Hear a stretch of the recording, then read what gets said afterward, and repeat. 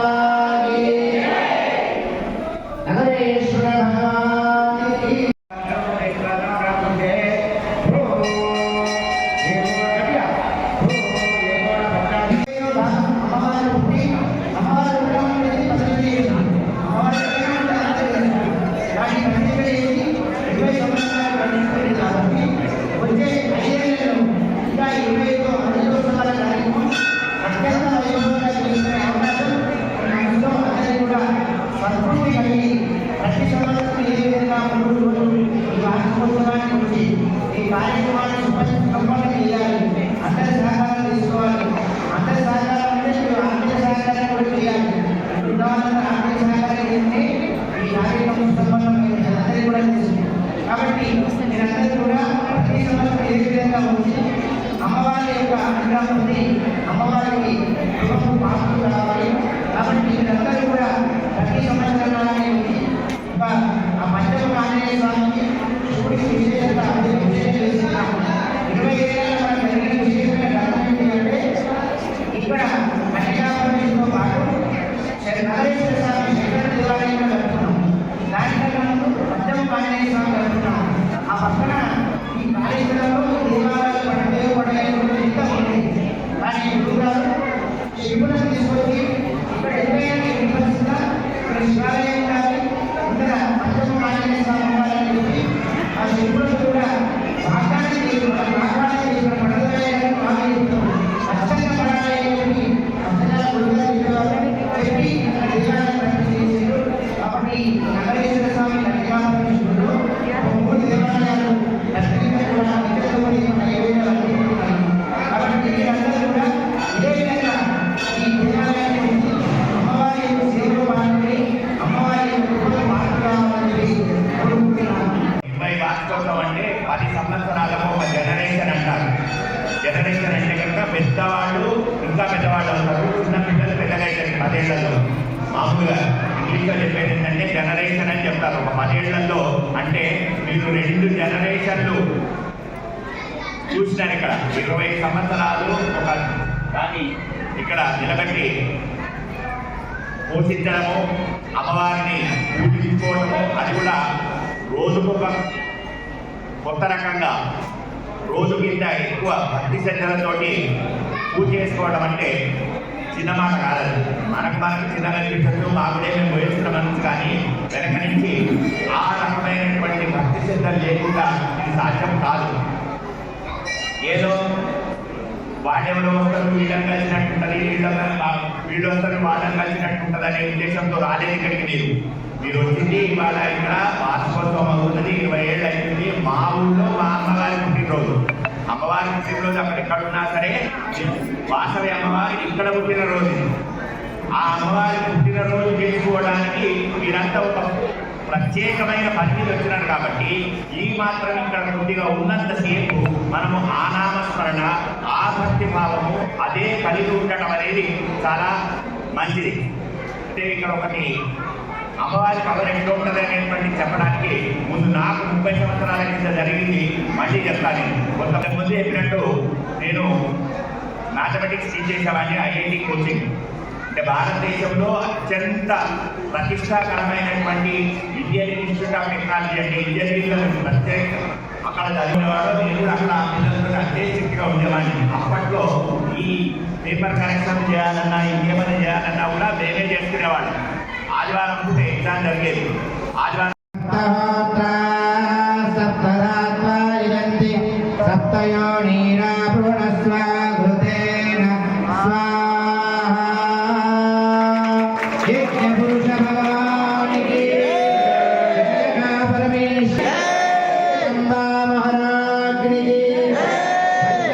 ఆంజనేయ భగవానికి నగరేశ్వర భగవానికి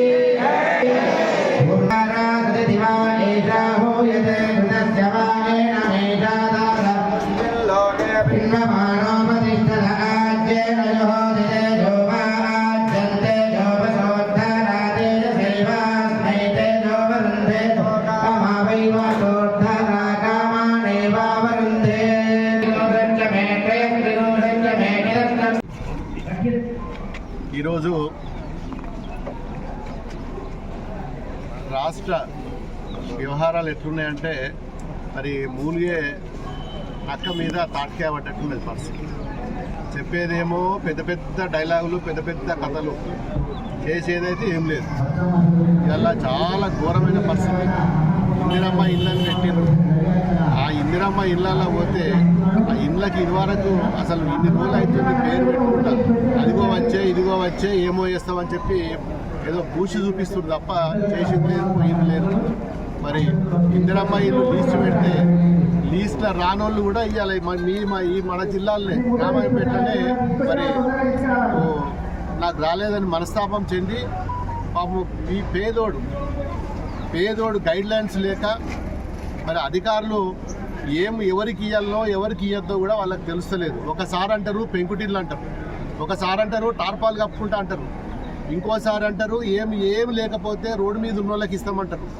మరి దీనివల్ల చాలామంది ఆశ కొద్దీ మరి కొద్దో గొప్ప బరంతులు నింపుకొని కొద్దిగా బేస్మెంట్ చేసుకున్న వాళ్ళకు మరి వస్తుందని ఆశతోటి కట్టుకుంటుంటే దానికి 68 గజాలే ఉండాలి, మరి ఇంతనే పొడుగు ఉండాలి. ఎంత 600 స్క్వేర్ ఫీట్. ఒక్క ఫీట్ తక్కువ ఉండద్దు. ఒక్క ఫీట్ ఏంది అసలు? అది కట్టుకుంటుందా? ఎక్కడ వ్యవహారం కట్టుకుంటుందా? అట్లుంటుందా? అట్లుండొచ్చునా? మరి వాళ్ళని గతం ఎక్కువ కట్టుకుంటే సొంత డబ్బులు నువ్వు ఇచ్చకాడికి నువ్వు అది కూడా క్లారిటీ లేదు. ఇలా తోటల కూడా మరి ఆడ కూడా ఒక మనస్తాపం చెంది నాకేదో వస్తుంది అని చెప్పి ఆయన బేస్మెంట్లు చెప్పుకున్న తర్వాత కూడా అది కూడా రాలేదు. ఇలా ఏడవైనా కానీ అసలు విషయం ఏంటంటే గ్రామ పంచాయతీలలో ఇలా మీరు పేపర్లో పొద్దుగాల చూసి ఉంటారు. మొత్తం ట్రాక్టర్లు, సెక్రటరీలు మేము జేబులకి వెళ్ళి పెట్టి అప్పలపాలవుతున్నాము. మేము ఆస్తులు అమ్ముకోవాల్సి వస్తున్నది, మా ఒంటి మీద ఉన్నవి కూడా అమ్ముకోవాల్సి వస్తున్నాయి. అన్నీ అందరు కలిసి మూకుమ్మడిగా తాళాలు తెచ్చి ట్రాక్టర్లు తాళాలు తెచ్చి సరెండర్ చేసి కలెక్టర్ ఆఫీస్లో ఇది ఇవాళ ఉన్న పరిస్థితి. ఇలా ఊర్ల పోటీ తిరుపుకుంటా రాజకీయాలు చేసుకుంటా మరి ఉన్నది లేనిది ఉన్నది చేసుకుంటా తప్ప మరి ఎక్కడ కూడా చేసింది లేదు. మరి ఇప్పటి వరకు కనీసం గతంలో మేము కట్టిన డబుల్ బెడ్రూమ్ ఇండ్లు కూడా మరి కంప్లీట్ అయినాయి. కనీసం దాన్ని పంచమంటున్నాం మాకు. అప్పుడేమో పంచని, అప్పుడు మాకు కట్టినప్పుడేమో అప్పుడు పూర్తి కాలేదు. కానీ కనీసం తర్వాత ఇప్పుడు పూర్తి చేసిన తర్వాత కూడా వాళ్ళకి బిల్లులు లేక మరి ఇంతకుముందు కట్టిన వాటిని కూడా మరి పంచే పరిస్థితిలో లేదు. ఇవాళ మరి ఇందిరమ్మ ఇళ్ళు అట్లున్నాయి. మరి ఇంతకుముందు కట్టిన డబుల్ బెడ్రూమ్లు కూడా పంచే పరిస్థితిలో లేదు. దాన్ని పంచడానికి కూడా వెనక ముందు అవుతున్నారు. నువ్వు వంచల్లా, మంత్రి వంచల్లా, ఎవరు వంచల్లా కూడా అర్థమవుతలేదు. ఇలా ఓడిపోయిన వాళ్ళు కూడా ఊళ్ళో పోటీ తిరిగి మేమే ఎమ్మెల్యే లెక్క వాళ్ళు ఫీల్ అవుతున్నారు. ఎక్కడోడక్కడ అది ఫీల్ అవుతున్నారు. ఇది వ్యవహారం ఇలా నడిచే పరిస్థితి ఉన్నది. ఇలా ఏది ఏమైనా ఇలా ప్రజలు పూర్తిగా వ్యతిరేకంగా ఉన్నారు.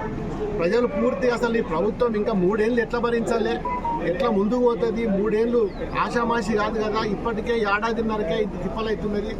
ఏడాదిన్నరకి ఇంత తిప్పలవుతుంది. ఇంకా 3.5 ఏళ్ళు మరి మేము ఎట్లా పోవాలని చెప్పి ప్రజలు అయోమయంలో ఉన్నారు. మరి ఇది మన ఇలా కాంగ్రెస్ ప్రభుత్వం చేసే వ్యవహారం. మరి ఇప్పటికైనా కొద్దిగా గొప్ప ఆలోచించి ఇంకా 3 సంవత్సరాల టైం ఉన్నది కాబట్టి కనీసం మన అబద్ధాలు చెప్పకుండా నిజాలు మాట్లాడు, కనీసం ప్రజలను మోసం చేయకుండా ప్రజలకు కావాల్సింది ఏందో ప్రజలకు తిరగండి, ఊళ్ళలో తిరగండి, ప్రజల సమస్యల గురించి మాట్లాడుతుంది.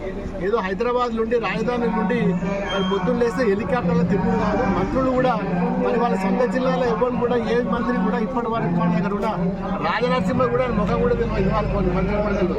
ఇవాళ పరిస్థితి అది జిల్లా మంత్రికి జిల్లాలో ఏ ఒక్క రోజు కూడా రాలేదు. ఇవాళ పరిస్థితి ఆ విధంగా ఉన్నది. మరి గతంలో మరి జిల్లా మంత్రి అంటే తిరగని ఊరు ఉండకపో, తిరగని మండలం ఉండకపో, పెట్టని మీటింగ్ ఉండకపో, ప్రతి మీటింగ్లు పెట్టి మరి అన్నిటి గురించి కూడా మరి వ్యవసాయం వచ్చే మరి వర్షాకాలం వచ్చిందంటే మరి రైతులకు మరి యూరియా బస్తా ఉన్నదా, అమోనియా బస్తాలు ఉన్నదా, మరి విత్తనాలు సరిగా ఉన్నాయా, ఏం జరుగుతుంది, కరెంట్ వస్తుందా, ఎట్లున్నదా అని చెప్పి ప్రతి అధికారులతో అగ్రికల్చర్ డిపార్ట్మెంట్ తోటి మీటింగ్ పెట్టింది. మరి వడ్లు వండిన తర్వాత కొనుగోలు కేంద్రాల కాడికి వడ్లు ఎట్లా తీసుకపోవాలో మరి అగ్రికల్చర్ డిపార్ట్మెంట్ మరి బ్యాంకులతో మాట్లాడి దాని మీద కూడా మీటింగ్ పెట్టేది. స్కూల్స్ ఓపెన్ అయితే స్కూల్స్ మీద మీటింగ్ పెట్టేది. ప్రతి అంశం మీద కూడా మరి ఇన్ఛార్జ్ మంత్రులు కానీ గతంలో పెట్టే పరిస్థితి ఉండే. ఇవాళ ఏది కూడా అగమ్య గోచరం, ఎవడు పట్టించుకునే నాదులు లేడు. జిల్లా మొత్తం అస్తవ్యస్తంగానే ఉన్నది తప్ప మరి ఈ జిల్లా మంత్రులు ఎవరో కూడా ఎవరికి తెలియదు.